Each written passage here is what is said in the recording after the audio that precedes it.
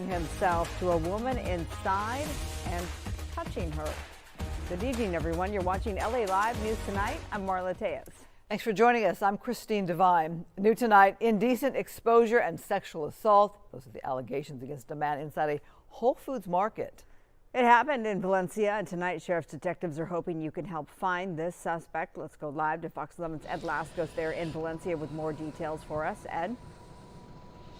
Marla, this is a crazy one, no doubt. The LA County Sheriff's Department shoppers we've been talking to, it seems everybody has it out for this guy. They want an arrest because it's just so scary what happened here this very night, a week ago this very night, almost around the same time, 8 o'clock at night, the store busy, folks coming in shopping for supper time, dinner time, and all of a sudden this happens, of all things. Frankie, take us into the story. It happened inside that Whole Foods shopping market over there. A lot of folks we've been talking to thought it actually happened here in the dark parking lot, but no, as we learn now from investigators, it happened inside the very store itself. To the video we go. Check it. That brings this special bulletin out from the County Sheriff's Department with a picture of this man turned flasher, turned groper, and his lewd act, anything you want to call it. It was really horrible. As you look at the security video that I had a chance to look at with investigators a little while ago, it shows the woman, the shopper, inside the store in one of the aisles. She has her food basket, if you can picture this, down on the floor, and she's crouched down looking at some food items on the bottom shelf, the last shelf next to the floor. All of a sudden, this guy walks up right up next to her. He exposes himself right up, rubbing up against her. She looking for that bargain down there one moment, then she sees and no doubt senses what's going on. She looks up and she bargains for a lot more than she ever imagined. Listen to the lieutenant. He exposed himself to her and then sexually battered her, touching her inappropriately. And then he just leaves. And then he left the store, yes. But yeah, it's shocking to have that in the store when you're working, of course, you know. It's awful. And have that, I mean, it's 7 o'clock at night. I mean, it's anytime, really. Yes, it's scary. It's scary. That's even more surprising, to be honest with you. I would not have thought that. I would have assumed maybe a parking lot. But the fact that somebody was in the store, which makes me think a person might not have been in their right mind to even have done that.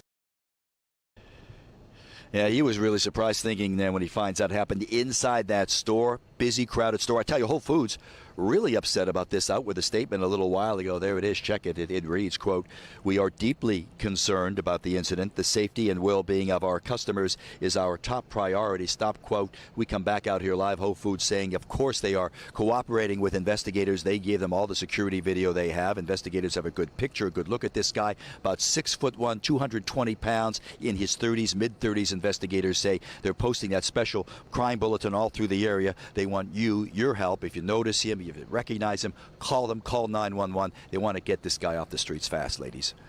So that picture, obviously a very good look at him. I couldn't tell, though. Does he look like he was a customer, do they think? Or is he somebody who might be unhoused? Did he look disheveled in any way? No idea, Marla. They and Christine, no, they didn't say one way or the other. They said that's their suspect, that's the guy they want. Yeah, my question was if any of those employees had said, I've seen him before. He's a regular sort of a type, but I know we don't yet have those answers. Yeah. So, all right. They haven't really. Yeah, I'm sorry. They said no. It was a good point, because you would think maybe the guy is known in the area or something. No, none of the shoppers have said that. None of the workers. Talking to the lieutenant, he said they haven't had any other reports or anything at all of this type of situation in the area. That's the first thing they check for, thinking that this creep was on the loose. He might have hit some other stores in the area. That's not the case. So they're thinking maybe an isolated incident here, and maybe this guy moved on. One other quick thing, if I have a second, is in the video, and this is even more disturbing. You actually see him as he's standing over this woman. He has his cell phone out. So investigators are thinking he's out there taking some video that he's going to post online somewhere, and you bet they're checking for a social media footprint, as they call it, that might be the damning evidence that takes this guy down. But can you imagine? Not only does he do that, but then he's got the cell phone out recording whatever the hell he's doing. Wow, what a story in the Whole Foods. The Whole Foods. All right, thank you. Only on Fox 11 now, a troubling scene along the LA River. Gang activity, open drug use, and growing homeless encampments. Residents say it's been a problem for years. Doesn't seem to be getting any better. Let's go live to Fox 11's Matthew Seedorff with this exclusive look. Matthew. Yeah, you could say it's almost hidden in plain sight. This is something that's been happening for so long that residents that walk along this trail are pretty much used to it. But go ahead and take a look at this video, because this is what you'll see on any given afternoon. This is along the LA River. Again, pretty common. People living in storm drains that flow into the water next to that very popular trail for runners and bikers. You also see very fortified encampments and signs of open drug use, like needles and pipes. We lost count of how many needles we saw today. Concerned residents say there's gang activity as well connected to the drug use. Well, speaking with the homeless tonight, some have lived there for more than a dozen years. They say help like shelters has been offered, but it doesn't work for them. Why not take those resources? I did. It's just right. It's just not for me. I just always come back out to this, and I just like it. I was already going towards this years ago. I had a camper truck, and I was like sleeping in the camper truck, and then I would sleep outside. And it was just like, right, it's just something I was always into. It's sort of a place for people who have been forgotten or who want to be forgotten. And that is not, look, we live in a major city with all sorts of resources, and it freaks my brain out to know that we could be doing so much better. And the amount of money that we have thrown at the situation, we sure as a heck could be doing a whole lot more intensive outreach and measuring the outreach, measuring the outcomes to make sure people are actually successful.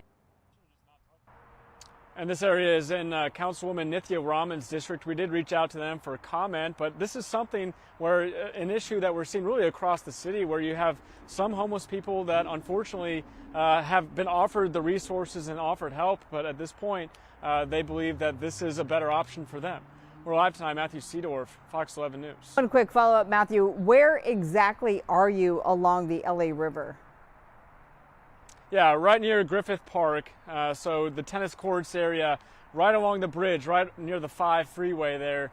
Again, there's estimated probably around 30 people just living in that section of the river. And obviously no response yet from Nithya Raman's team. And it should be noted she's, of course, trying to unseat Mayor Karen Bass in the upcoming primary, June primary.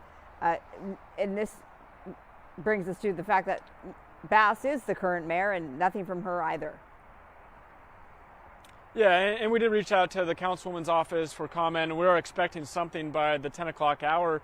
But again, speaking with residents out there, some, it seemed like almost didn't even want to talk about it, because to them this is not an issue. They're almost, you could say, used to seeing this along that section of the river, whereas others feel like this is a frustrating thing to see, especially the illegal drug use, possible gang activity, and they want something done.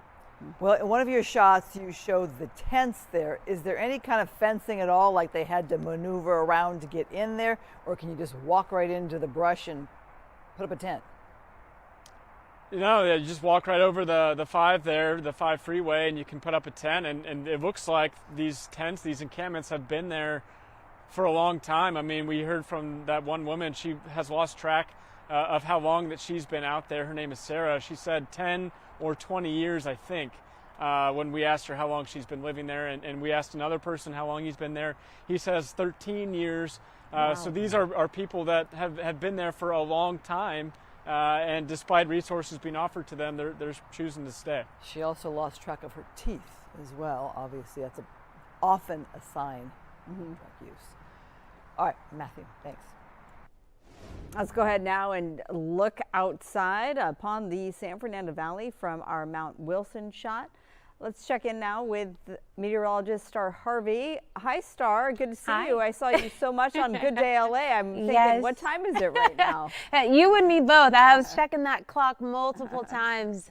And yes, it is so good to be back on this side of things with the evening team. And we are looking at a pretty active shift in our weather pattern. Showed up in our temperatures today with the cool down, but also a lot of that cloud cover out there. Our clouds are moving in and about the region. We are likely to see those temperatures dropping even further as we push into tomorrow, and we will likely also see another round of that marine layer. Our temperatures right now 63 degrees in the downtown LA area. Our winds are moving pretty calmly just out of the west at about 5 miles per hour. Outside of the downtown region, we have 71 up in Glendora, 69 in Anaheim, Torrance here at 63, and over in Riverside a nice 65 degrees for you at this hour. As we shift gears to tonight, most of us across the inland neighborhood neighborhoods. We'll see temperatures in the low 60s. We'll have a few 50s scattered across the region as well. And of course, our mountains continuing to take that dive into the 30s. Our mild spot on the map once again will be our low deserts with temperatures in the 70s for their overnight lows. As far as tomorrow goes, those temperatures noticeably cooler as we're stepping out the door. We are going to see those temperatures retracting closer to their averages. Some of us will fall a few degrees short of that, but otherwise for the LA area, that does look like our temperatures moving into the upper 60s to low 70s. I'll have more details on what the rest of tomorrow is going to unfold and looking like. It does include the chance for some rain. Back to you. Jane. All right.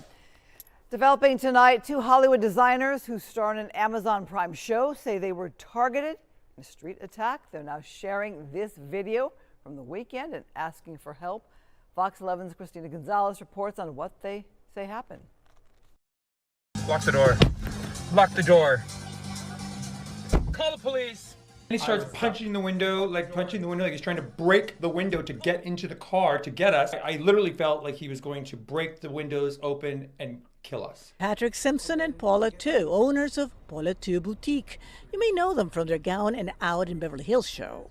I don't know if he knows who we are and he's trying to rob us. We don't know what is going on. Still shaken. They say it was all unprovoked. They had stopped at the light on Melrose and Vine Palm Sunday around 9:30 in the morning. I see this car that just zooms around from the other end from oncoming traffic, rolls up and stops in front of both of our lanes. Diagonal. And he trapped us, blocked the car in. So I'm thinking, okay, maybe they need something. Maybe there's like a problem. He's saying screaming, things, but we can't hear because the windows are up and the music was on. And I couldn't turn the music off because I'm holding the phone the whole time. Then he starts kicking the car, and then he goes around the car, and then he gets up on his car, and he's like screaming and yelling at us, and I don't even know what he's saying.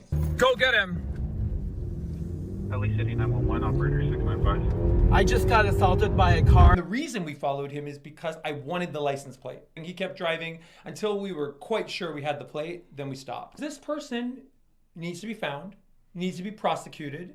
We need accountability. You cannot do this to someone.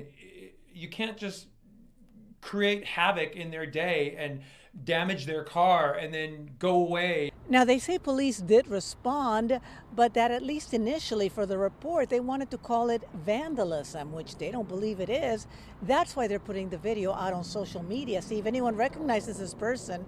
Perhaps they have done this before. They want to know. I'm Christina Gonzalez in Hollywood, Fox 11 News.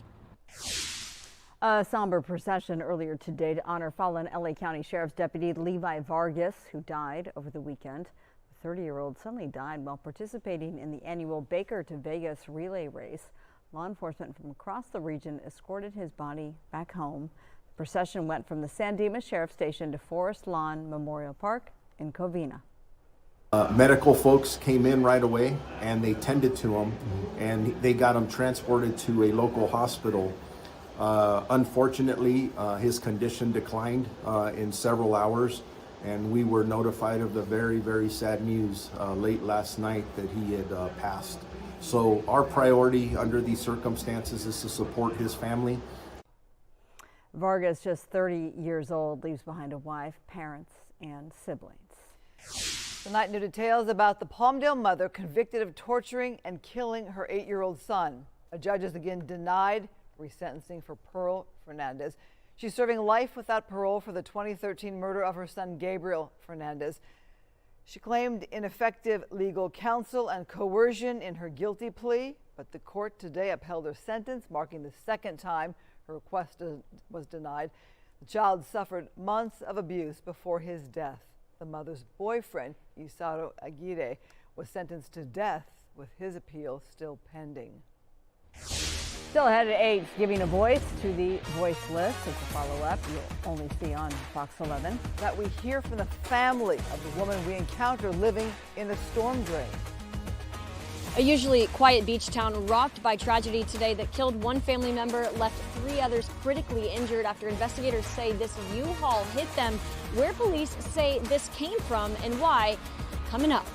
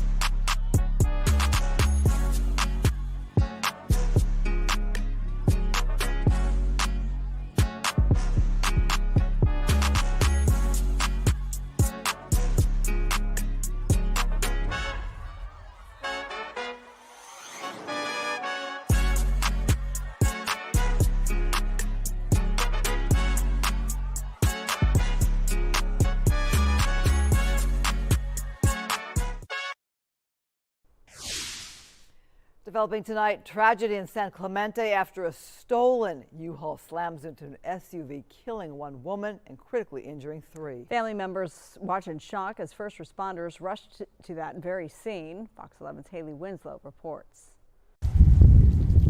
A family heartbroken, watching tragedy unfold before their eyes. A loved one gone, another receiving CPR. Chaos, agony, trauma at this crash site in San Clemente as investigators comb through evidence. Wreckage scattered across closed Ola Vista and Granada. This immediate aftermath captured by Stephen Allison, who was taking his son to school. With firefighting experience, he jumps in to console the family in shock. She was saying, ¿Qué es lo que está pasando? What is happening? What is happening? I don't understand what happened. Just absolutely, definitely in one of the first stages of grief. Orange County Sheriff's deputies say it all started just before 8 a.m. with a stolen U-Haul out of Whittier. Deputies spotted the U-Haul just blocks from here, triggering a brief pursuit. Investigators say the U-Haul blew through the intersection, broadsiding an SUV carrying a family of 4, turning in the opposite direction. Investigators say the impact sent the SUV spinning and into a couple parked cars, killing one inside. The 3 others rushed to the ER. Authorities say the U-Haul passenger stayed behind, cooperating, put in the back of a patrol car. But the driver took off running into a nearby plant shop. The sheriffs are trying to flush out the other suspect inside the nursery. They had long guns. Deputies eventually took him into custody. It's really sad. My prayers just go out to the family. Neighbors shaken, waking up to helicopters circling overhead. It's a small, quiet beach town, so not much happening around here, I would say. So yeah, it's kind of devastating news today. This family left grieving, trying to process loss that happened in an instant. The driver could face charges ranging from vehicular manslaughter to second-degree murder, which is punishable by 15 years to life in prison. Reporting in San Clemente, I'm Haley Winslow, Fox 11 News. Well, tonight, new video sparking serious claims of police brutality after the No King's Day protests in downtown LA. Over the weekend, activists say a 17-year-old was injured during an arrest outside the Metropolitan Detention Center. They claim the teen suffered a broken leg. The group is demanding an officer be fired and charged. More than 70 protesters were arrested that night. 2 cops grabbed my wrists, then 2 more grabbed my backpack, then they started striking me with batons. While they shoved me to the ground, my head was grabbed and repeatedly banged on the road as they continued to beat me with batons. While they were handcuffing me, they told me over and over again to stop resisting. Activists want charges dropped against the protesters. LAPD has not confirmed any injuries from the arrests. The department says it does not comment on pending litigation. Caught on camera, a DoorDash delivery driver accused of stealing packages in Culver City. Surveillance video reportedly shows the driver delivering McDonald's to a neighbor yesterday, then crossing the street to take an Amazon package and a food delivery from the porch of James Wilson. Well, the package contained around $100 worth of shoes and workout gear. It's replaceable, but what if it's somebody on a set income, or what if it's somebody who needed something that is very, serious? What if those were medical supplies or, something that somebody really needed? If you're hiring employees or if you're contract employees, you should really take responsibility for them. Allowing this to go unchecked just means that it's going to continue to happen. Wilson has filed a police report and complained to DoorDash as well as Amazon about yesterday's incident. So far, he says neither company has responded.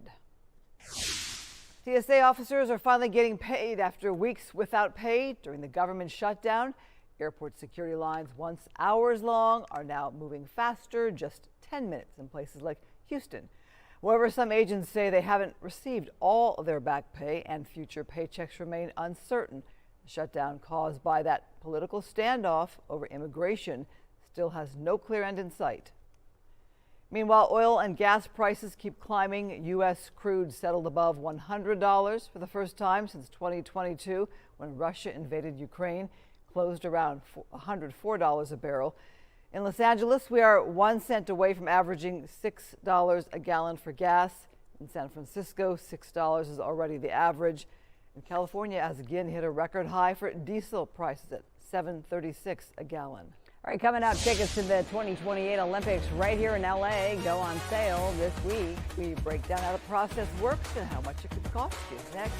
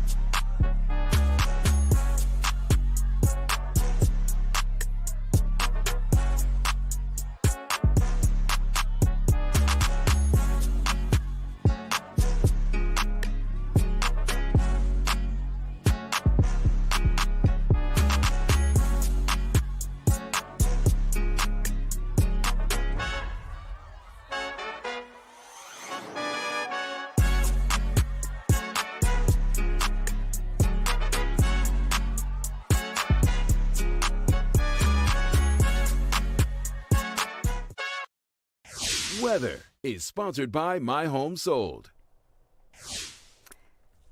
Yes, I noticed a change in the temperature already. Star Harvey, it is cooling down.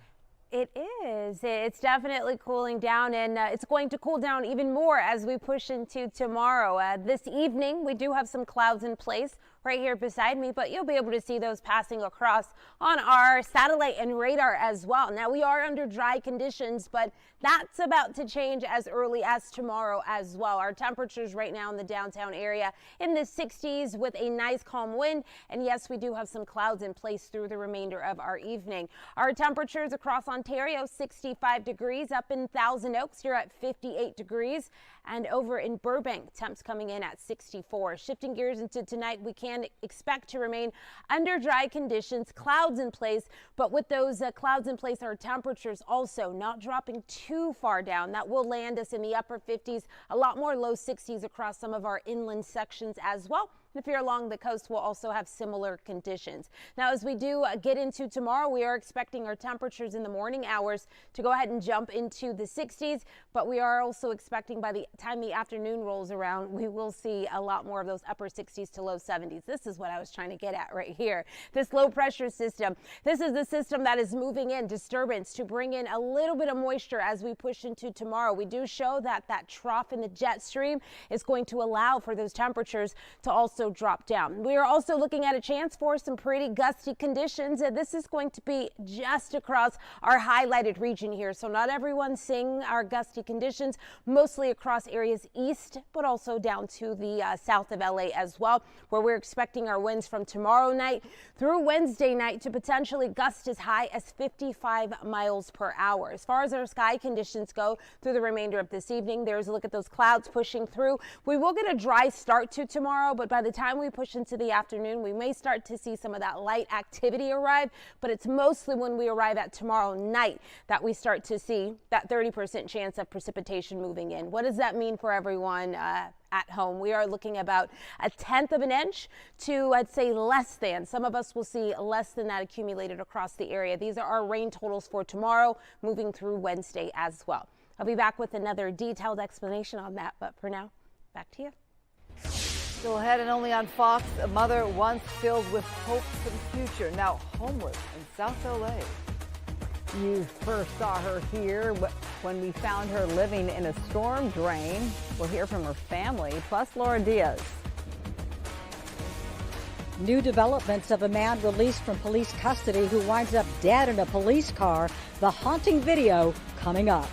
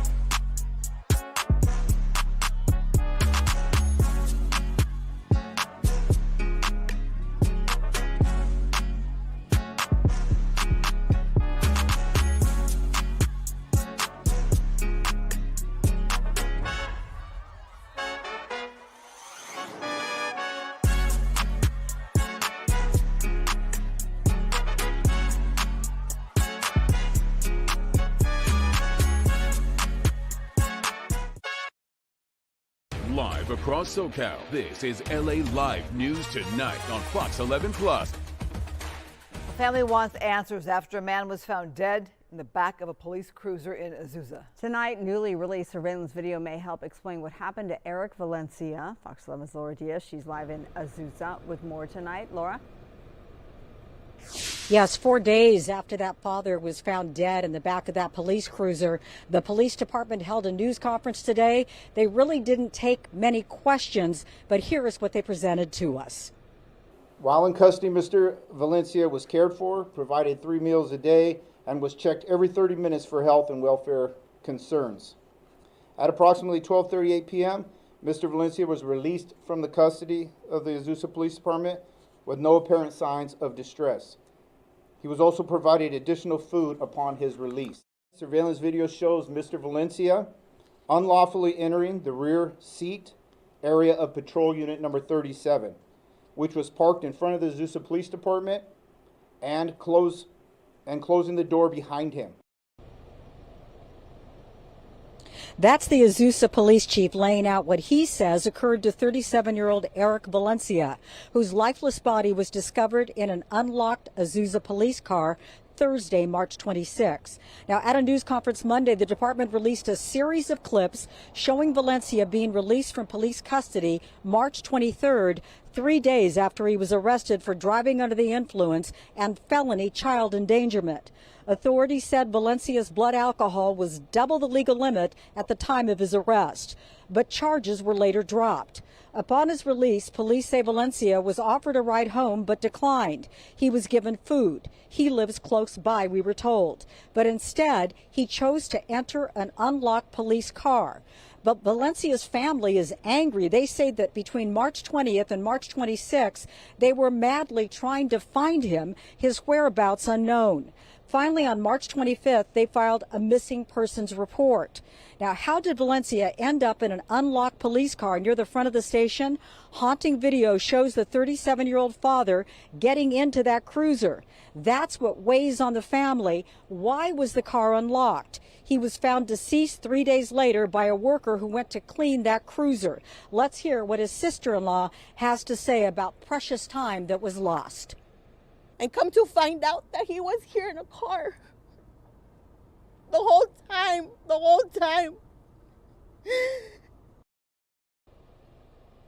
A lot of emotion displayed by the family. Now, the latest video shows the discovery of Valencia on March 26. A worker had come to clean the vehicle and discovered Valencia inside. First responders, we were told, were called to the scene but couldn't revive him. Again, so many questions. The police department says it's investigating why the car was unlocked in the first place. They've hired an outside agency to investigate, and the DA's office is investigating as well. But the big questions remain: why he walked into that vehicle. He could have walked home less than a mile away, we are told. And also, what happened during the time that he was in that vehicle? According to police, they say when he left, he looked to be healthy as he walked out of the police department. They don't know why he made that decision. They're investigating as to why the police cruiser was unlocked in the first place. The medical examiner will determine the cause of death, but the family very upset about this. And again, the police chief not really taking questions. In a later live shot, I'll show you what he had to say when I tried to shout out a question to the police chief as he was exiting the room. Laura Diaz reporting live from Azusa, sending it back to the studio. Marla, Laura, and Christine. just a couple of quick follow-ups. So no signs of trauma on his person, number one. And then number two, did he literally get released and then make his way to the parking lot and then enter the police cruiser? I mean, is that what happened, or was this days later? I'm sorry about the timeline question. No, it's fine. It's a good question to ask. According to what we were shown, it looked like he almost walked directly out of the police department and into the cruiser, which was parked out front, which is where we're standing right now. So why the cruiser was left there unlocked seems really to be, a puzzling question. And then secondly, why he would get into that vehicle. One of the questions that I was shouting out to the police chief that he really didn't answer was what kind of tests were given to him to determine that he was healthy enough to walk out. They had said that their policy is that they always make sure when a person is taken in for being under the influence of alcohol or drugs that they're well enough to be released. He really did not answer that question. I consider it a seminal question that should be answered, because if he wasn't healthy enough to walk out and be released, then he certainly wasn't healthy enough to be left in a vehicle, even though they didn't know he was there for several days before he was discovered. There are a lot of really puzzling aspects to this. The medical examiner will determine. The DA's office is also investigating it, and the police department says that they are allowing an outside investigative agency to examine everything as well. So there are a lot of people involved in determining what exactly happened, but the family is outraged and they're very obviously upset. All right, Laura, we'll see you again at 9 o'clock for more on this. Now to this Fox 11 exclusive follow-up on a story sparking outrage across Los Angeles. The woman we first showed you living inside a storm drain has been identified by her family. Fox 11's Matthew Seedorff spoke with his mother and her sister. If I could take back the past. A voice once full of life, I don't know, some guy walked out. now hard to understand. Like $400, and I told him I'm going back to my body. How did she get in the situation that she's in? Drugs. Loved ones say this woman is 43-year-old Jamila Robinson, a mother of 3. She's a wonderful person, a loving person. We first found her last week in South LA, living in a storm drain. When I viewed it, it just so happened to be my sister, and that's how I found out about her living situation. Her sister, Camila, hadn't seen her in years. Were you surprised when you saw what she was living in? No. Well, their mother, Linda, says she speaks with Jamila almost every day. It's the second time she's been in the sewer. The one up on Winters, it was like 20 of them over there. 20 in one sewer? In one sewer. They had to cover it up. Last week, Fox 11 first exposed the underground encampment where Jamila climbed in and out, not willing to say much on camera. Below ground, human waste, trash, and an overpowering stench. I gotta get back. As a mom, I'm dying. I'm dead. I tried, Matthew. I've done everything I was told. As long as she could tell me no, or tell the courts no, that she didn't want the help, they couldn't help her. Within 24 hours of our exclusive report, the city moved in. Hazmat crews declaring it a hot zone. The next day, sealing the drain shut with asphalt. Wednesday, the last time we saw Jamila, outreach teams offering help as she walks away. I'm saddened to see that she just walks away like that. Would love to see them be more forceful in helping her. Just take her, because she's not mentally able to think straight for herself. If it was a daughter or sister or mother of the mayor's, where is such a place that she would take them? Right. Instead of just allowing them to walk away, forcefully come to them and say, hey, I'm here to help you. The woman, once known for singing, now still out there. I know it's hard sometimes. While her family's fighting to find her voice again. I couldn't get the courts to see the mentalness in her. Now the world can see the mentalness in her. And maybe I can get the help that I need and she needs now. I would want to tell her that I love you, Jamila, and that I am here standing and speaking on your behalf, and that I want to fight for them, for the city, for the mayor to not just give up on you, but to actually pour into you where you are unable to pour into yourself. And that was our Matthew Seedorff reporting. Jamila has not been seen or heard from since Wednesday. Her family says they're going to keep pushing for her health and more aggressive intervention. So moving. All right, much lighter note here. The end of an era, though, for Cole's French Dip in downtown LA. After 118 years, the restaurant closed for good this weekend.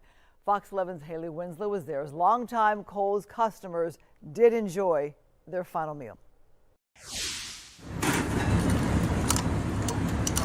LA loses another piece of its soul. Designated a historic landmark and credited as the birthplace of the French dip, Cole's is closing on East 6th Street in downtown LA. They've threatened before, but this time say they mean it. And welcome to Cole's. We're going to start letting the first 20 in, and then there's going to be a wait after that. A line down the block for the Last Supper or breakfast. Got here at 10:30, and when they run out of food, it's all over. One final bite of that oh so juicy original French dip, done like nowhere else. Get it in there, let it soak. Hey, cheers. Hey. Cheers. Cheers. Cheers. Oh, that is so good. Perfected for far more than a century, inside more than a restaurant, it's community. We know them by name, they know us by name.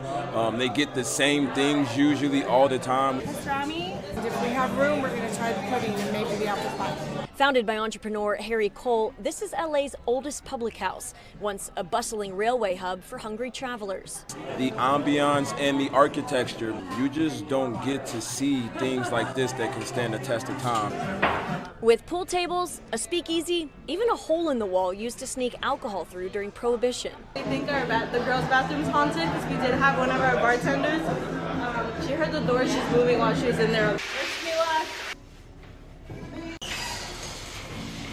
Yeah, definitely haunted.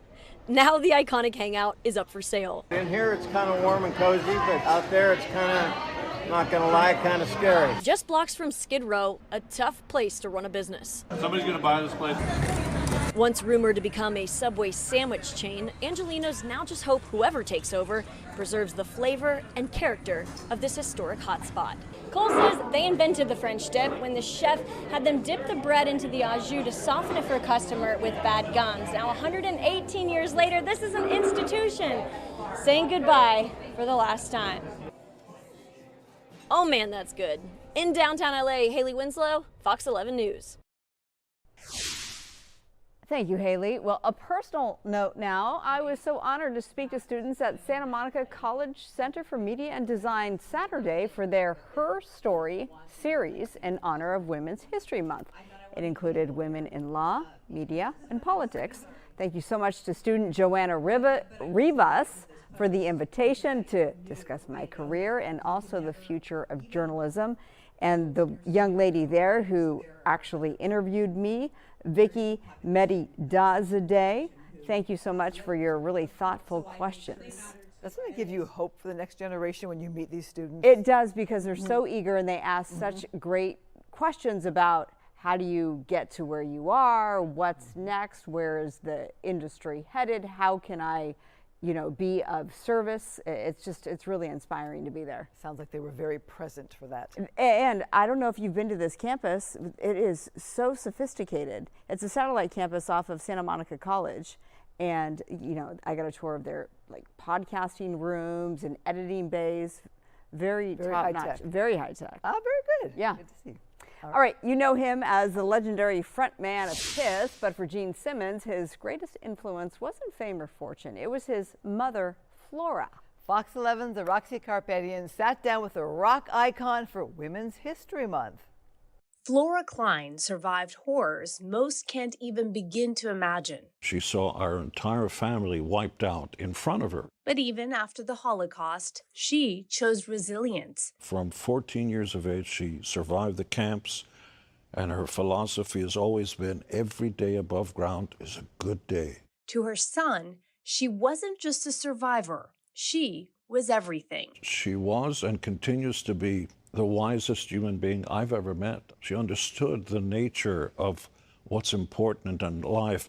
After the war, she came to America alone, but determined to build something better. As a single mother, her focus was clear. She only cared that I have a good job and made money so that I don't have to look to somebody else to support me. So when her son dreamed of rock and roll, here's how that went. I told her I want to start a rock band, and she goes, no.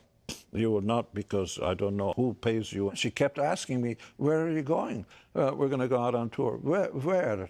Right. Who's paying you? The people pay you? No, the people buy tickets, and it goes to the promoter, and then he finally gives us money. They promoted, you know this man? They go, no, I never met him.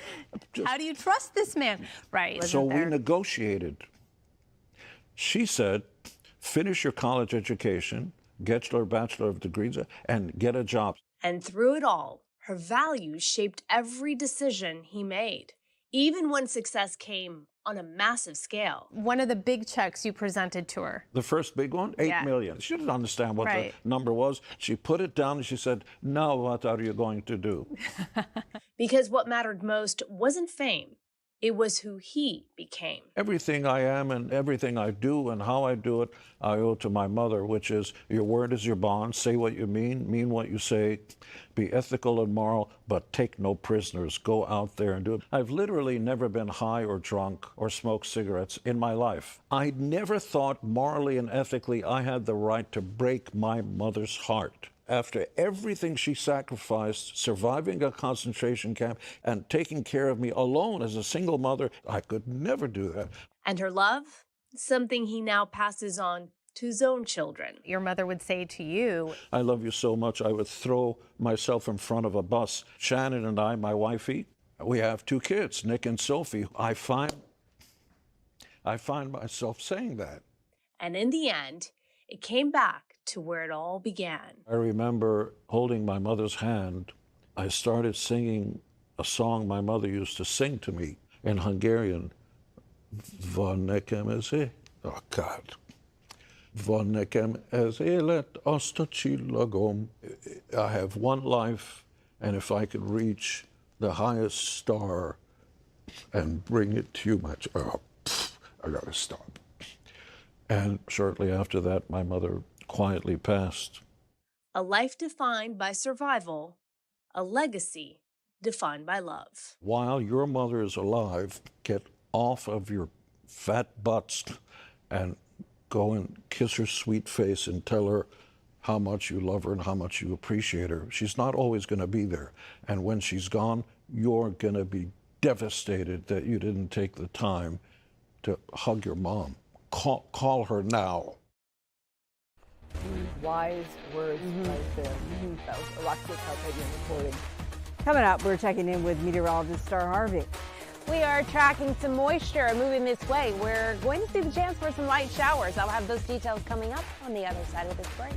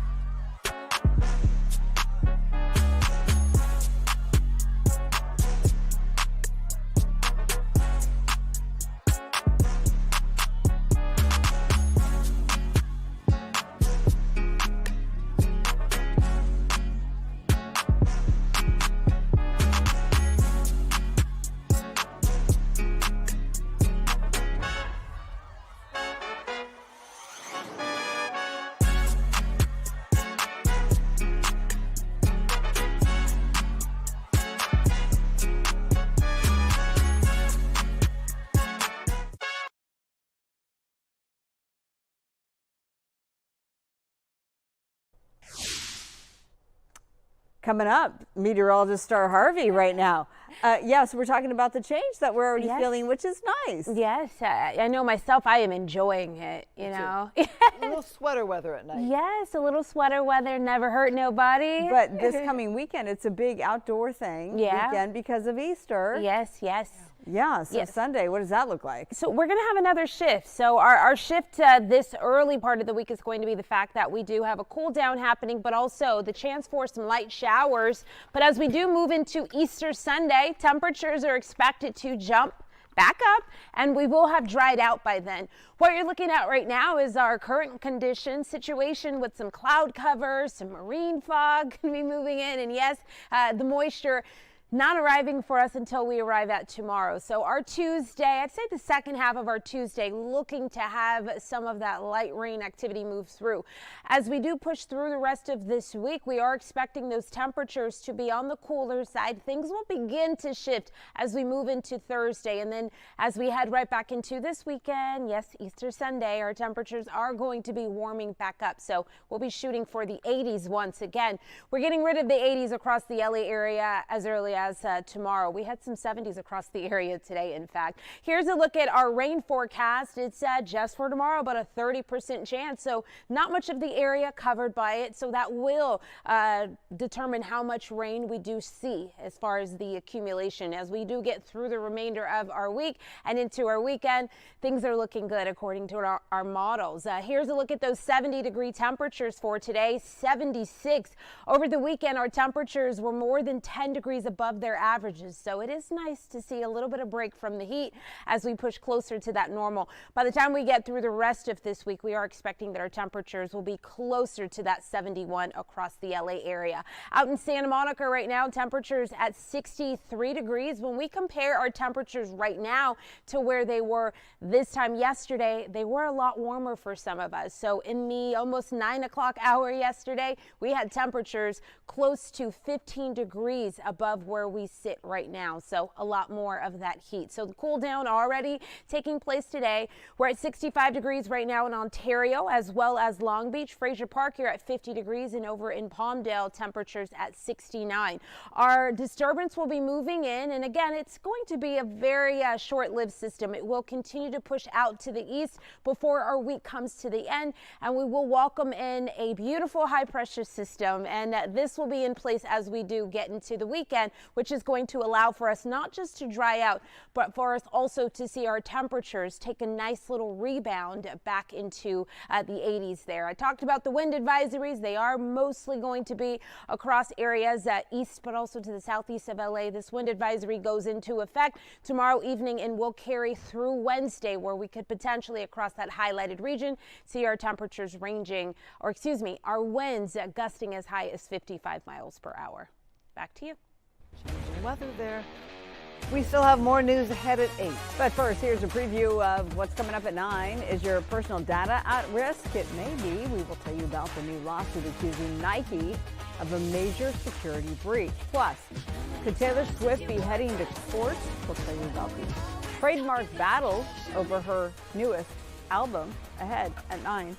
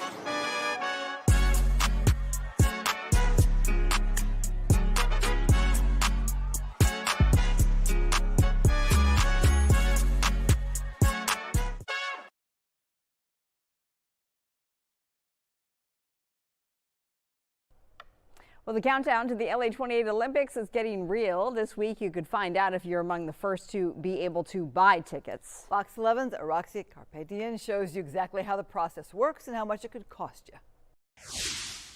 Getting tickets to the LA28 Olympics starts with a lottery system opening this week. If you signed up a few months ago for the ticket draw, keep an eye on your email. Notifications are rolling out tomorrow through early April, telling you whether you've been selected for a chance to buy. There are two key phases: a local presale starting April 2nd for people in qualifying areas, including Los Angeles, and then a broader public sale beginning April 9th. If you're selected, you'll get a specific time slot and a 48-hour window to purchase your tickets. Once tickets are in your cart, you'll only have 30 minutes to check out, so you'll want to be ready. And to the all-important question, how much is it going to cost you? Organizers say tickets will start as low as $28, with about 1 million tickets available at that price point. As far as the rest, more than half of the tickets will cost under $200, and the majority of the rest will be under $400. But high-demand events like the opening ceremony could run well over $1,000. There are limits, up to 12 tickets per person for Olympic events, with a separate allowance for soccer matches, and just 4 tickets for the opening or closing ceremonies. Tickets are sold by category, not exact seat. Those assignments will come closer to the games. Roxy Karapetian, Fox 11 News. Yeah, I know, right? Don't go anywhere. We're not done yet. No, LA Live News Tonight continues at 9 o'clock, right after the break.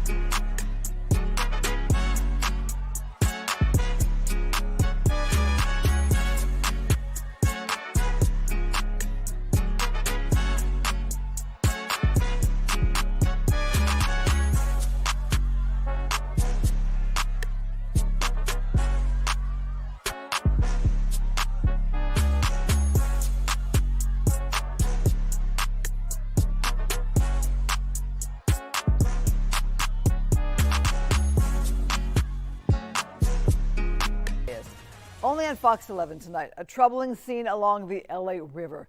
Gang activity, open drug use, and growing homeless encampments. Residents say it's been a problem for years, but it doesn't seem to be getting any better. Let's go live to Fox 11's Matthew Seedorff with more. Matthew. Yeah, it really is hidden in plain sight. Some of the homeless say that they've been out there more than a dozen years, and you'll see more drug paraphernalia than you can even count. If you go ahead and take a look at this video, this is just a little while ago this evening along the LA River. Pretty common sight. Again, people living in storm drains that flow into the water next to a very popular trail for runners and cyclists.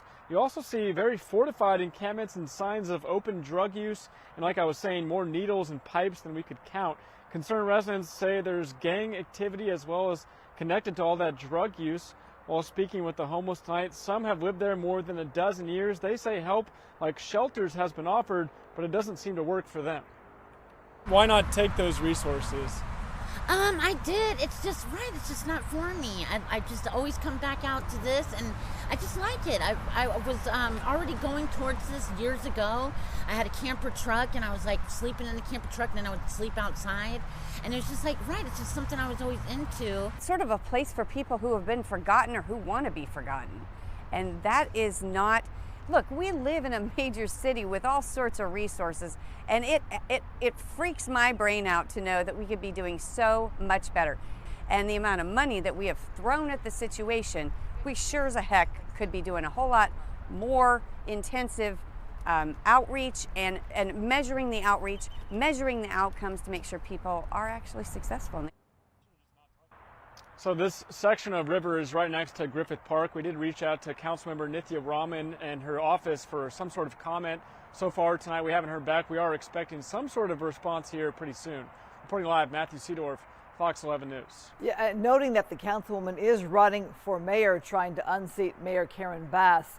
I mean, what district doesn't have a homelessness problem? But to hear from her about her own district, be curious to see what she has for solutions. Yeah, and definitely interested to see what she has to say. And again, this is something that residents say has been happening for a number of years. Even those that are living in this area say that they've been out there for more than, in some cases, 10, 20 years. So it doesn't seem like it's something that's getting better, but maybe, this is some conditions that people shouldn't be experiencing and living in. So maybe this is something that we can take a look at. And the woman you interviewed, I couldn't help but wonder about a feeling of safety. I don't know if you had a moment to ask her about that, about how she feels about her safety out there. Yeah, I asked her if she felt safe, and she said that she does. And if she said that if she didn't feel safe, she wouldn't be there.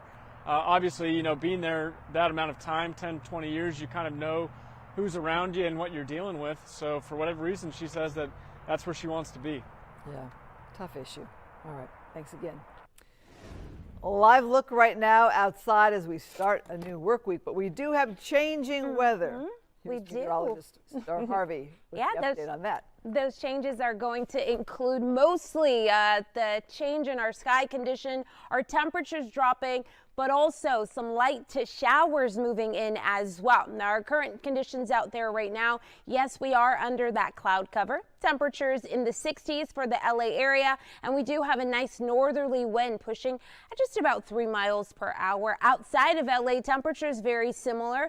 As far east as Chino, over into Riverside and Ontario as well. Temps also in the mid to upper 60s there. We do have 61 in Manhattan Beach, Thousand Oaks coming in at 58 degrees, and our temperatures tonight under that cloud cover will not fluctuate too much. We'll see them remaining in the upper 50s to low 60s, with the exception to the 30s in our mountains, and then our low deserts, those temperatures will be hanging around in the 70s. So our mild spot through the evening here. As far as our temperatures tomorrow, for those of us up and about in the 8 o'clock hour, expect the 60s to be in place. Now tomorrow we are expected to start off with drier conditions, but as our day progresses during the afternoon, our highs will have jumped to about the upper 60s, low 70s, and then during our afternoon night hours, we're expecting to see that light precipitation move in. And of course, when I get back, I'll have a time by time to show you, or hour by hour to break that down for you, but also show you some of those numbers that we are expecting to accumulate.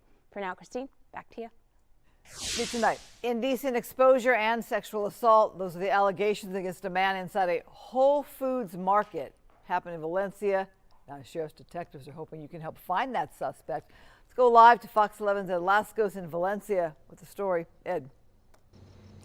Christine, everybody talking about this one, that it would happen here in Valencia of all places. And then now the big search. It seems everybody has it out for this guy, from the shoppers To all the sheriff deputies, they want an arrest after the lewd activity from this flasher turned groper turned whatever you want to call it.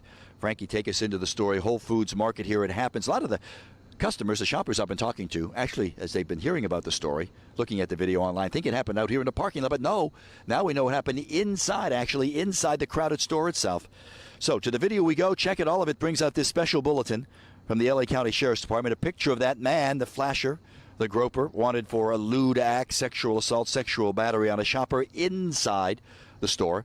Looking at that video with the investigators earlier, you could kind of paint you the picture. You see the woman, the shopper. She is in one of the aisles in the middle of the store, and she is down on the floor. She has her sharpening basket, you know, the black baskets. It's on the floor, and she's looking at some of the food items on the bottom shelf, the last shelf, when all of a sudden this guy comes over her, stands over, he exposes herself. She's looking down there for no doubt a bargain and some of the food she wants to buy one moment. The next moment he brushes up against her. She looks up and she sees more than she ever bargained for. Listen to the lieutenant. He exposed himself to her and then sexually battered her, touching her inappropriately. And then he just leaves. And then he left the store, yes. But yeah, it's shocking to have that in the store when you're working, of course, you know. It's awful. And to have that, you know, I mean, it's 7 o'clock at night. I mean, it's any time, really. Yes, it's scary. It's scary. That's even more surprising, to be honest with you. I would not have thought that. I would have assumed maybe a parking lot, but the fact that somebody was in the store, which makes me think a person might not have been in their right mind to even have done that. And see, he's one of the shoppers who thought it happened out here in the parking lot, but no, inside. I'll tell you, Whole Foods really upset about all of this. They're out with a statement a little while ago. There it is. Read it along with me. Says, quote, "We are deeply concerned about the incident. The safety and well-being of our customers is our top priority." Stop quote. So the Sheriff's Department has been posting that special bulletin in all the areas, all the posts here and the utility poles around the area with that picture. They need your help bringing them in.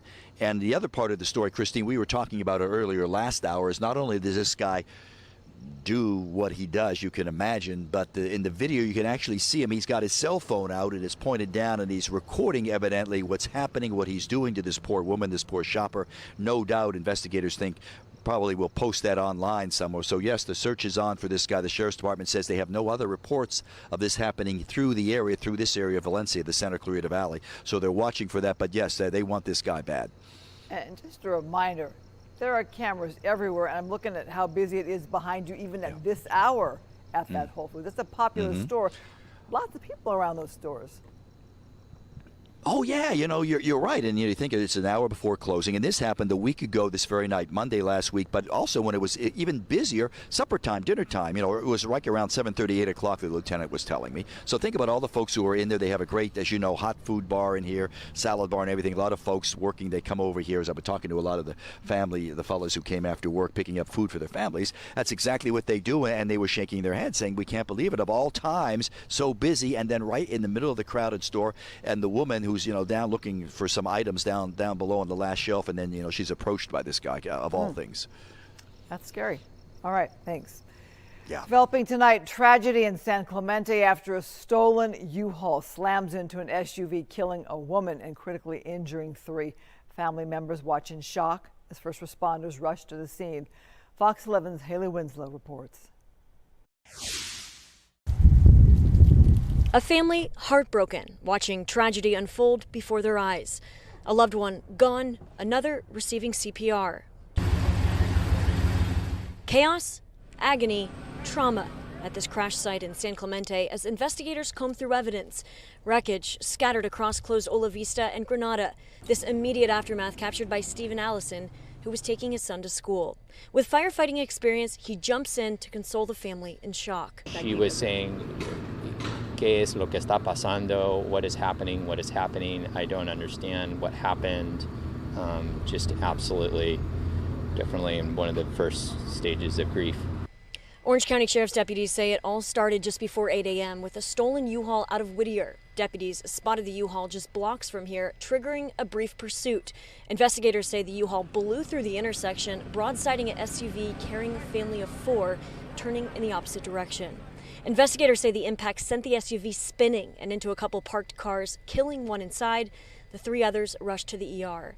Authorities say the U-Haul passenger stayed behind, cooperating, put in the back of a patrol car, but the driver took off running into a nearby plant shop.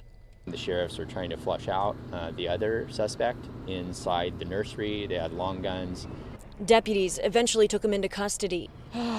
It's really sad. I mean, my prayers just go out to the family. Neighbors shaken, waking up to helicopters circling overhead. It's a small, quiet beach town, so not much happening around here, I would say. So yeah, it's kind of devastating news today. This family left grieving, trying to process loss that happened in an instant.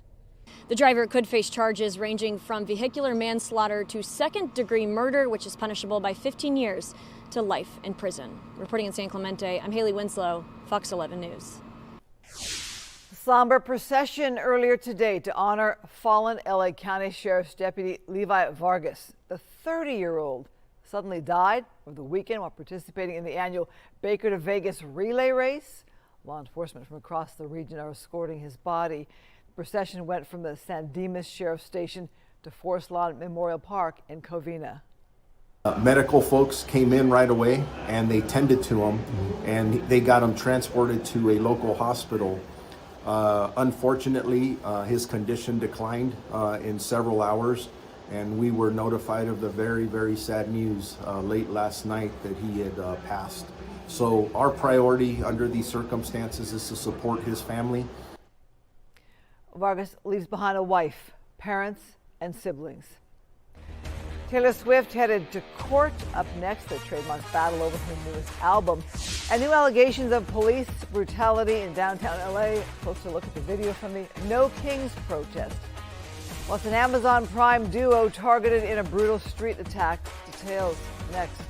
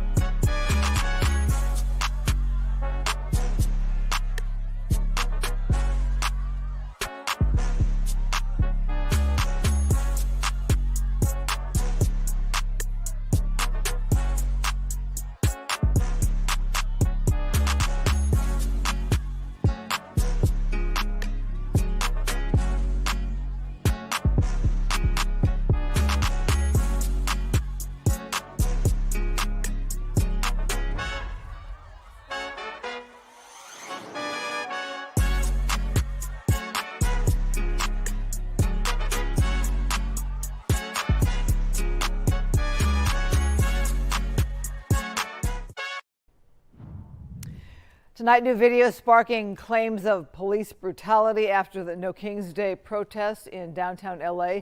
Activists say a 17-year-old was injured during an arrest outside the Metropolitan Detention Center. They claim the teen suffered a broken leg. The group is demanding an officer be fired and charged. More than 70 protesters were arrested that night. 2 cops grabbed my wrists, then 2 more grabbed my backpack. Then they started striking me with batons. While they shoved me to the ground, my head was grabbed and repeatedly banged on the road as they continued to beat me with batons. While they were handcuffing me, they told me over and over again to stop resisting.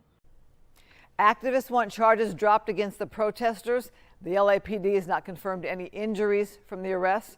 The department says it does not comment on pending litigation. Developing tonight, 2 Hollywood designers who star in an Amazon Prime show say they were targeted in a street attack.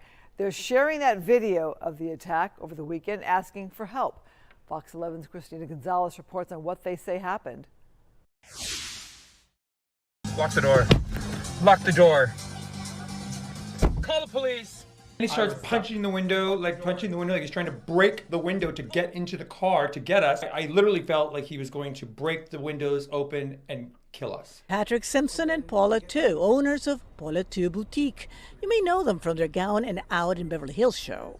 I don't know if he knows who we are and he's trying to rob us. We don't know what is going on. Still shaken. They say it was all unprovoked. They had stopped at the light on Melrose and Vine Palm Sunday around 9:30 in the morning. I see this car that just zooms around from the other end, from oncoming traffic, rolls up and stops in front of both of our lanes. Diagonal. And like he trapped us, blocked the car in. So I'm thinking, okay, maybe they need something. Maybe there's like a problem. He's saying Screaming, things, but I we can't hear because the him. windows are up and the music was on. And I couldn't turn the music off because I'm holding the phone the whole time. Then he starts kicking the car and then he goes around the car and then he gets up on his car and he's like screaming and yelling at us. And I don't even know what he's saying.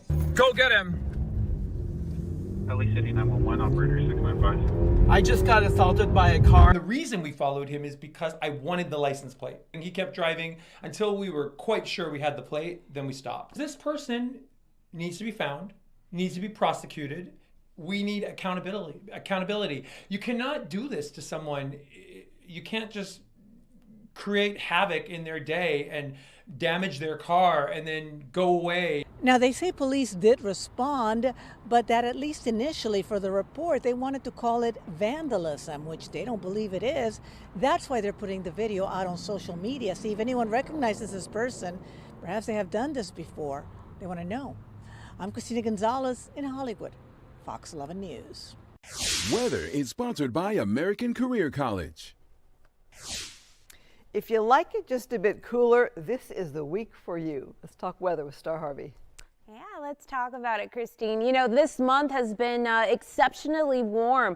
In fact, we've had most of our days where our temperatures did not touch below that 70-degree mark. And as we do slide into the remainder of this week, our temperatures closer to their averages. A look outside right now does show that we do have those clouds in formation. And as we move into our overnight hours, our system, our disturbance bringing in some of that cloud cover. Well, the help of some of that cloud cover with its precipitation is due to arrive for us as early as tomorrow. We, in addition to that, do have a wind advisory. Our advisory is going to be across all of our highlighted beige area here. This will go into effect tomorrow around the 8 p.m. hour, and it will carry through Wednesday evening.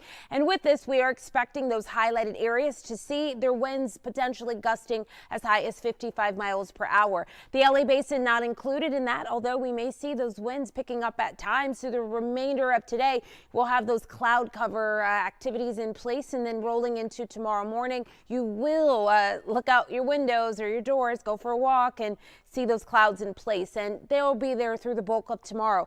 In addition to the cloud cover, let's talk about this rain. It is going to be lighter in nature. We may see some of it popping up during the early parts of our afternoon, but most of it due to arrive for us as we push into the back half of tomorrow. Tomorrow night, we will see some of that heaviest of the activity, although again, it is expected to be on the lighter side. With our rain accumulation, here's a look at the amounts that we're tracking. Most of us should be around about a 10th of an inch. Some of us not even seeing that much. And again, it is expected to clear out before we do draw to the end of this week. Our disturbances moving off by the time we arrive at Thursday, which means by the end of the weekend into our weekend, we are tracking another high pressure system. The system doing its bit to keep us dry, but also this weekend is going to be Easter Sunday. So with that in place, our temperatures will be once again warming up. Here's a look into our averages 71 degrees is where we're typically at today. The LA Inland Orange County area temperatures did clock in at around 76 degrees. You'll see as we move into tomorrow, those temperatures getting closer to that 71 degree mark. By the time we arrive at Friday and that high pressure system works its way in, those temperatures going ahead and jumping right back up, which means that by the time we arrive at our weekend, Easter Sunday, those temperatures will be well above their averages. We're talking about 10 to 15 degrees, which will land the LA area at about 85 degrees. Now the coastline tomorrow, your temperatures will be dropping down into the upper 60s, so a lot cooler. You'll also have that cloud cover in place, and by the time we arrive at this weekend, we'll also see some much warmer conditions across the area. By that time, we're talking upper 70s to the low 80s. I'll be back with a look at that 7-day forecast, but also I'll track the details of this light shower activity moving in tomorrow as well. Christine? I'm going to enjoy that light jacket weather. All right, is your personal data at risk? Coming up, the new lawsuit accusing Nike of a major security breach. Next.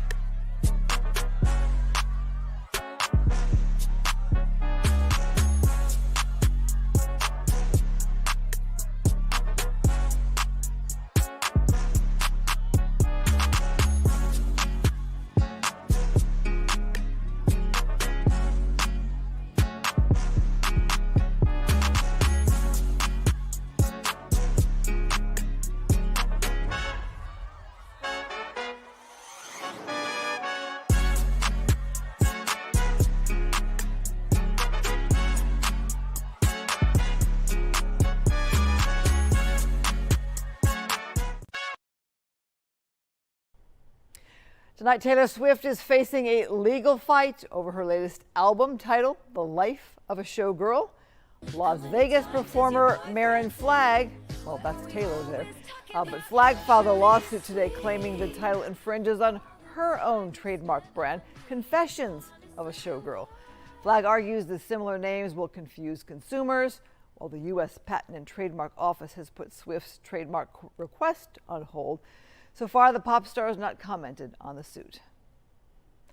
A lawsuit over a Nike data breach may turn into a class action case. A woman is suing Oregon-based Nike, accusing it of failing to protect customers' data and waiting too long to notify customers about a data leak. She claims a security breach in January of this year exposed customers' names, email addresses, payment card info, billing addresses, and phone numbers.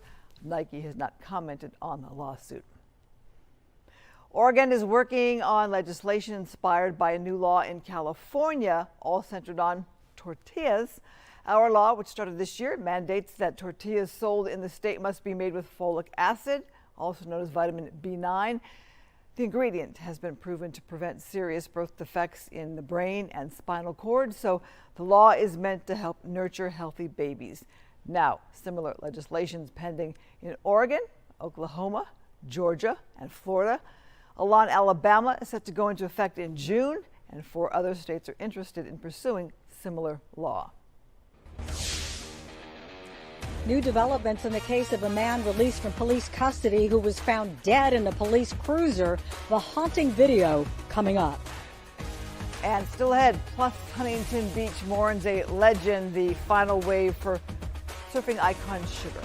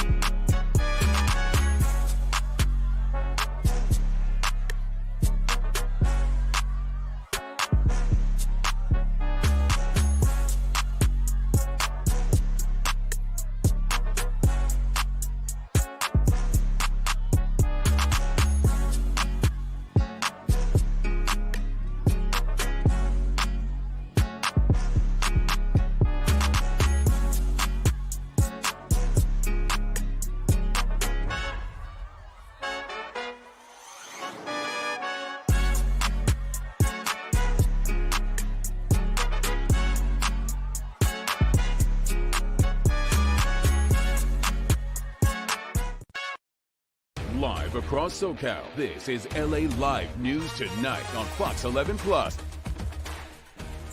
New questions tonight after a man was found dead in the back of a police cruiser in Azusa. Investigators are now releasing surveillance video that may shed added light on what happened to Eric Valencia. Fox 11's Laura Diaz is live in Azusa tonight with the update. Laura. Yes, Christine, 4 days after that body was found in the back of the cruiser, the police department held a news conference today. They didn't take many questions, but they did release multiple pieces of video. While in custody, Mr. Valencia was cared for, provided 3 meals a day, and was checked every 30 minutes for health and welfare concerns. At approximately 12:38 p.m., Mr. Valencia was released from the custody of the Azusa Police Department with no apparent signs of distress. He was also provided additional food upon his release. Surveillance video shows Mr. Valencia unlawfully entering the rear seat area of patrol unit number 37, which was parked in front of the Azusa Police Department, and closing the door behind him. That's the Azusa police chief leading a news conference at the police department 4 days after a man taken into custody for DUI and child endangerment was found dead in a police cruiser. The family of deceased 37-year-old Eric Valencia has expressed outrage over his untimely death.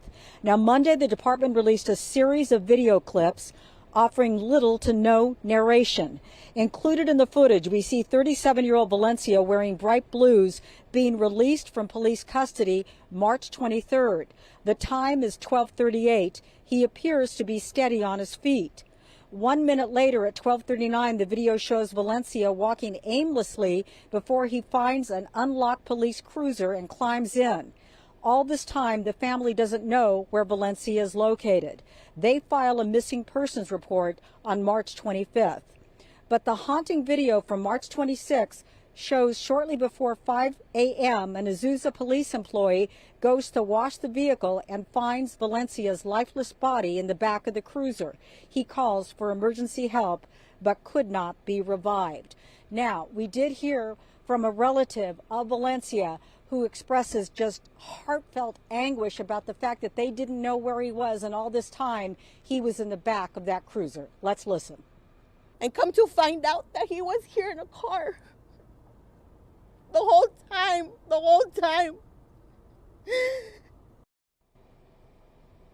The latest video shows the discovery of Valencia on March 26. A worker had come to clean the vehicle and discovered him inside. First responders were called to the scene but couldn't revive him.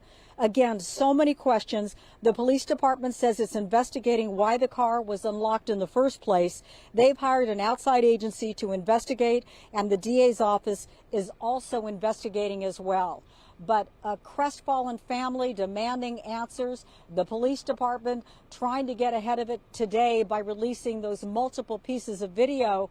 But again, not really taking questions from media as we tried to yell things as the police chief walked out of that news conference. Christine, that's what we know at this hour. Sending it back to you in the studio. I have two questions. Did he have a cell phone at all? We were told by the police chief today that indeed Valencia had a cell phone with him inside of that vehicle. They said that they were able to use it. They actually called 911 to see if it would work, and they said that they were able to do that on his cell phone. We don't know what transpired in the car. That video did show him walking out to the vehicle. He seemed to be okay. And the police chief saying to us earlier today that they felt that he was fine when he walked out of the police department. They don't know why he elected to get into that vehicle instead of going home, which we're told is very close to the police station, that he didn't live far from here, but instead he got into that police cruiser, which was unlocked. Nobody seems to be able to explain that, but he got into the back of the vehicle and was not found until a couple of days later when the person went to go wash the car and found him inside. When he discovered that he could not revive him, he called for emergency help, and unfortunately, tragically, those first responders were not able to save his life. So all of these questions remain unanswered. The DA's office is investigating. An outside agency has been called in to pour over all the surveillance video, and we will release that video today. So all of us looking at it, analyzing what could have been left up to those final moments. Could he have been saved? And so Laura Diaz reporting live from Azusa. Yes. Yeah, quickly. So I'm thinking of your coverage last week on this story. So the car wasn't in, say, a private or locked police yard per se. It was in front of the police station. And we had heard that maybe it was to be serviced last week. That's why the door was left open. But to think of it being in front of the police station, it all seems a little odd. Yes, based on where we're standing right now, Christine, and we've all kind of poured over the video, I don't think it was a great distance from where I'm standing. So it was parked right in front of the police station. I guess nobody had an occasion to go into it. I'm going to make the assumption that he was reclined in the back, therefore nobody saw him. So it wasn't until that employee, who's not a sworn officer, came in to clean the vehicle that he found him in the back and then noticed the distress and called for backup. And that's when the first responders came and tried to revive him, but it was simply too late, is what we were told by the police department. Disturbing. All right, thank you. Riverside County Sheriff Chad Bianco is hitting the brakes on his controversial election fraud probe. According to the LA Times, the GOP candidate for governor is pausing the investigation after seizing more than 650,000 ballots. That move comes as Attorney General Rob Bonta takes the fight to the state Supreme Court, calling the sheriff's actions an unprecedented constitutional emergency that threatens public trust in California's elections. A surfing legend in Huntington Beach is gone. Sugar, the wave-riding Labrador who became a 5-time world dog surfing champion, has died at the age of 16 after a battle with cancer. We profiled that story. Her owner says she passed away early this morning in his arms. Just weeks ago, Sugar caught one last wave, the final ride for a dog credited with helping turn dog surfing into a global phenomenon. A British court has delayed the sexual assault trial of actor and comedian Russell Brand until October.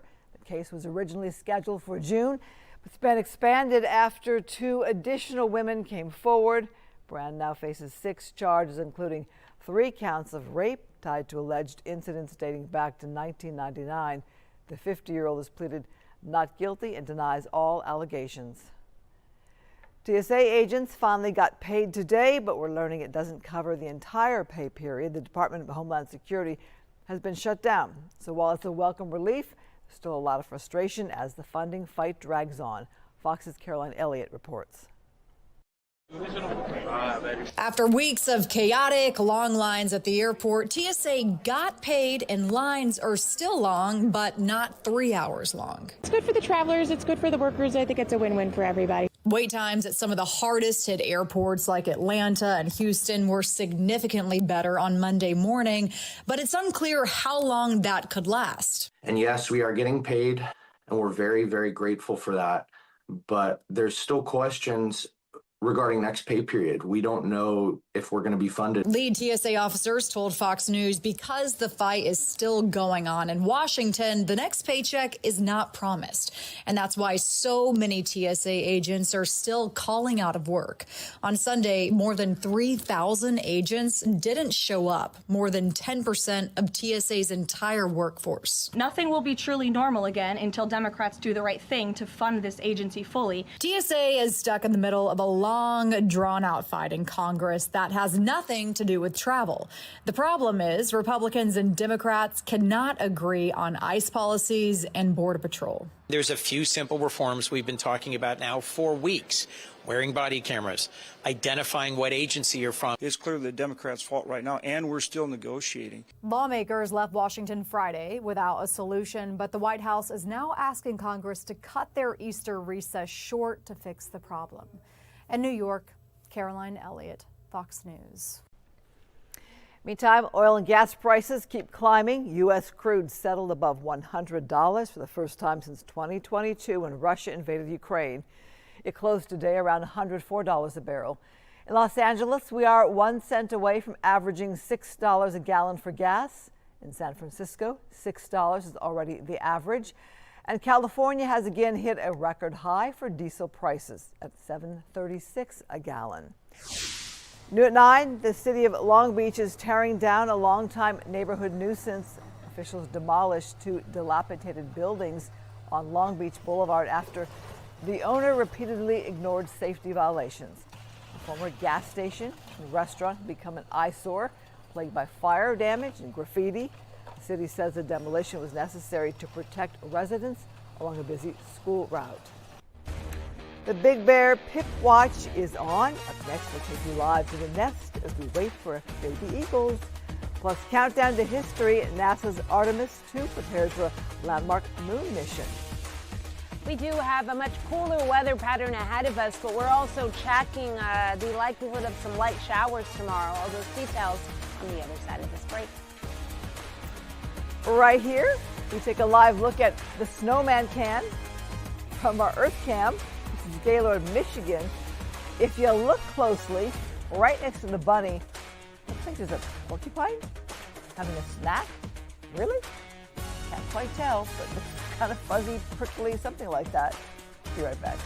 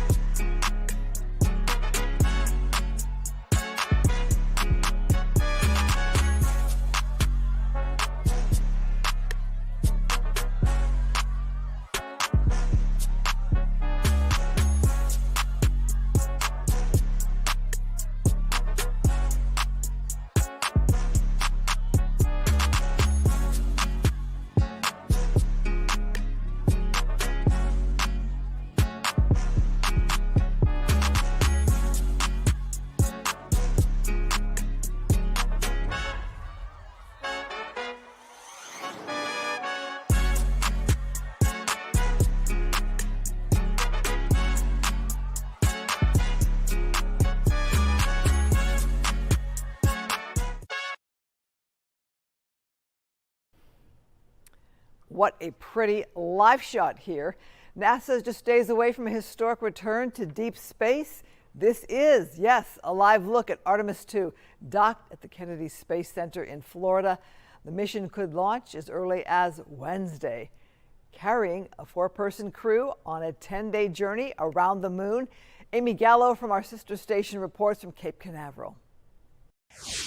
The astronauts are currently in quarantine as final preparations are underway. That means that all those last-minute checks and inspections are going on. And in the meanwhile, they're also keeping an eye on the weather. Conditions right now are 80% favorable for a Wednesday launch, but we are still keeping an eye on things like wind and cloud coverage.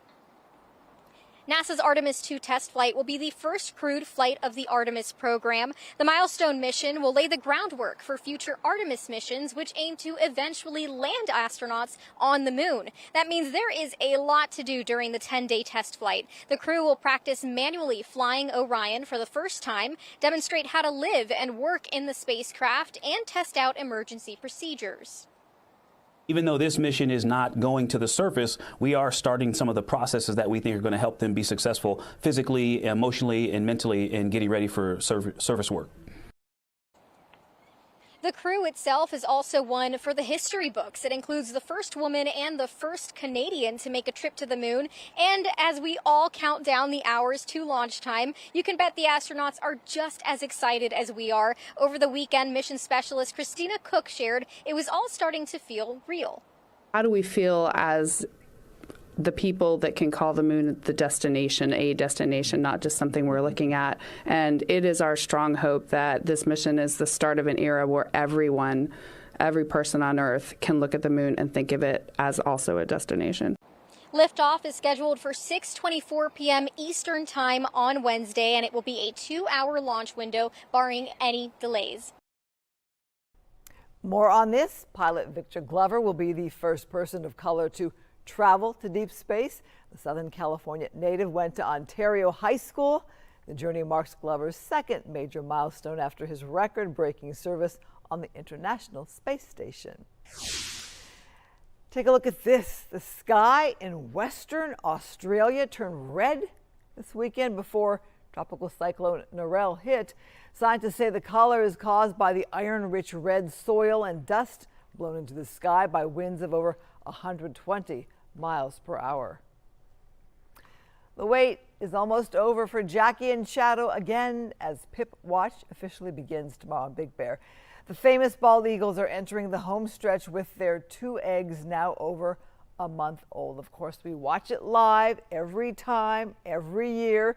This is the nest at this hour, one of them there watching over the eggs. Fans watching should keep their ears open for baby chirps and look for that first tiny hole in the shell. If all goes well, we could see 2 healthy new additions to the family just in time for Easter weekend. And a reminder with the weather, it is Easter weekend. So Harvey? It is, Christine. You know, it'll be very beautiful to watch. And the weather, although we are getting ready to shift into a cooler and also light shower pattern, we are expected to return back to dry conditions, but also a nice warm up just in time for the Easter holiday weekend. As we take a look outside right now, we do have some clouds in place and the showers are on hold, at least until we arrive at tomorrow. We are expecting to start off the day with dry conditions, but by the time we get to the second half of our Tuesday, we'll have had that rain activity move in. We are expecting that temperatures will be cooler at least until we push to around Thursday, Friday, and then we start to see those temperatures making a nice rebound. We are right back in that sector for temperatures to reach the 80s across the LA area by the time we arrive at Saturday. As far as the rain goes, it is short-lived. We're expecting to be at about a 30% chance for tomorrow.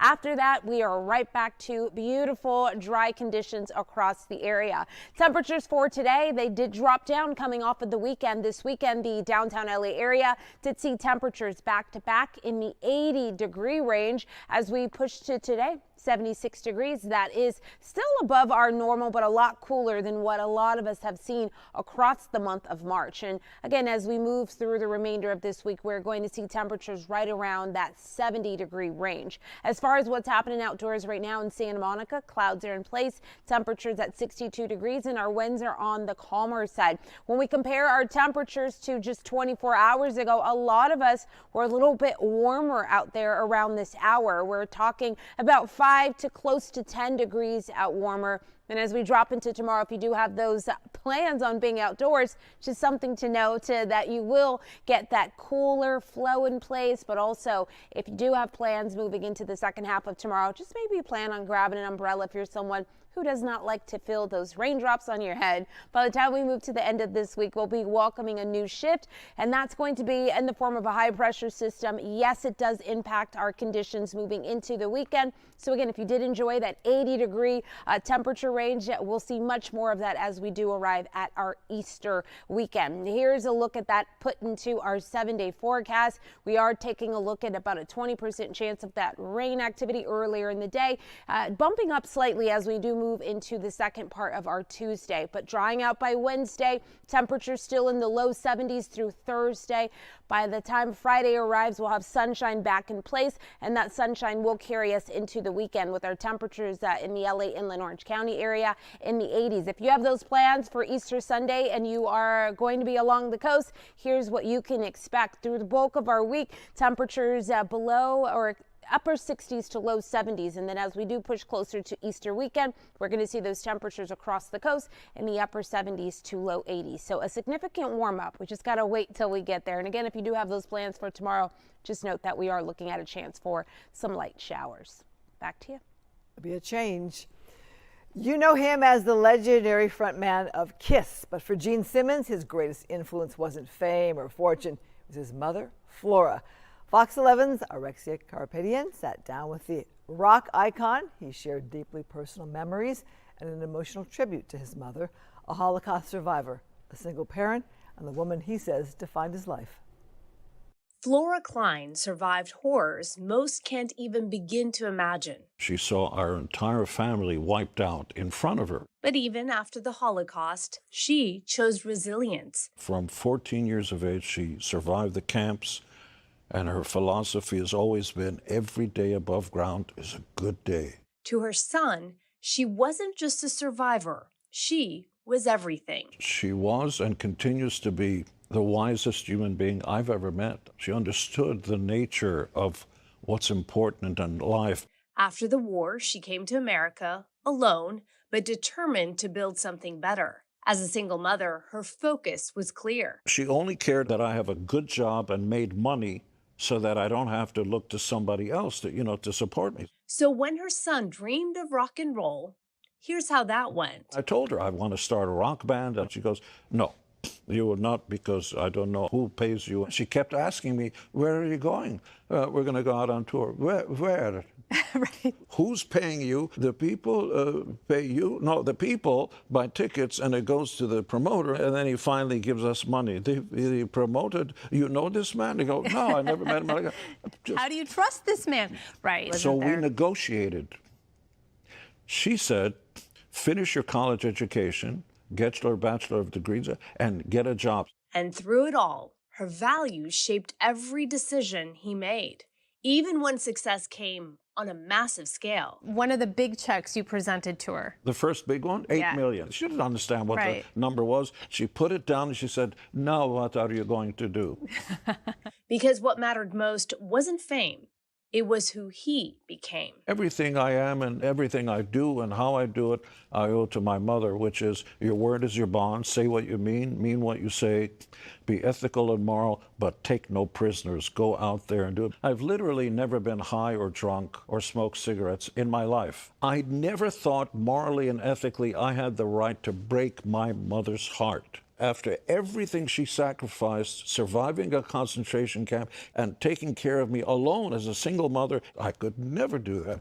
And her love, something he now passes on to his own children. Your mother would say to you, I love you so much, I would throw myself in front of a bus. Shannon and I, my wifey, we have 2 kids, Nick and Sophie. I find myself saying that. And in the end, it came back to where it all began. I remember holding my mother's hand.